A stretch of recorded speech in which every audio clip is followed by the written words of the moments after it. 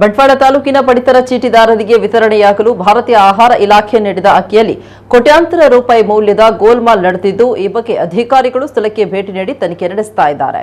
ಸುಮಾರು 1,32,36,030 ರೂಪಾಯಿ ಮೌಲ್ಯದ 3,892.95.45 ಕ್ವಿಂಟಲ್ ಅಕ್ಕಿಯ ಕೊರತೆ ಕಂಡುಬಂದಿದ್ದು, ಇಲ್ಲಿ ಅವ್ಯವಹಾರ ನಡೆದಿದೆ ಅಂತ ಕರ್ನಾಟಕ ಆಹಾರ ಮತ್ತು ಸರಬರಾಜು ನಿಗಮದ ಕಚೇರಿ ವ್ಯವಸ್ಥಾಪಕ ಶರತ್ಕುಮಾರ್ ಹಾಂಡ ನಗರ ಪೊಲೀಸ್ ಠಾಣೆಯಲ್ಲಿ ದೂರು ನೀಡಿದ್ದಾರೆ.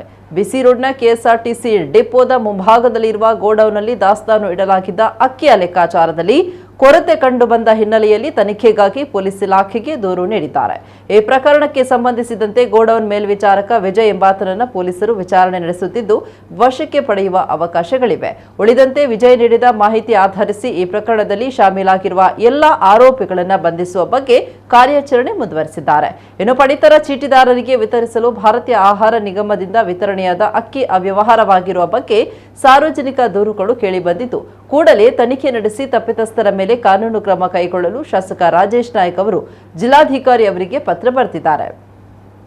ಸಂಬಂಧಪಟ್ಟಂತಹ ಬಂಟ್ವಾಳ ತಾಲೂಕಿನ ಪಡಿತರದಾರರಿಗೆ ವಿತರಿಸಲು ಭಾರತೀಯ ಆಹಾರ ನಿಗಮದಿಂದ ಸರಬರಾಜಾದ ಪಡಿತರ ಅಕ್ಕಿ ಗೋದಾಮಿನಲ್ಲಿ ದುರುಪಯೋಗ ಅವ್ಯವಹಾರ ಆಗ್ತಾ ಇರುವ ಬಗ್ಗೆ ಸಾರ್ವಜನಿಕ ವಲಯದಲ್ಲಿ ಗುಮಾನಿ ಇದ್ದು, ಈ ಕುರಿತು ನನಗೆ ದೂರುಗಳು ಬಂದಿರುತ್ತೆ.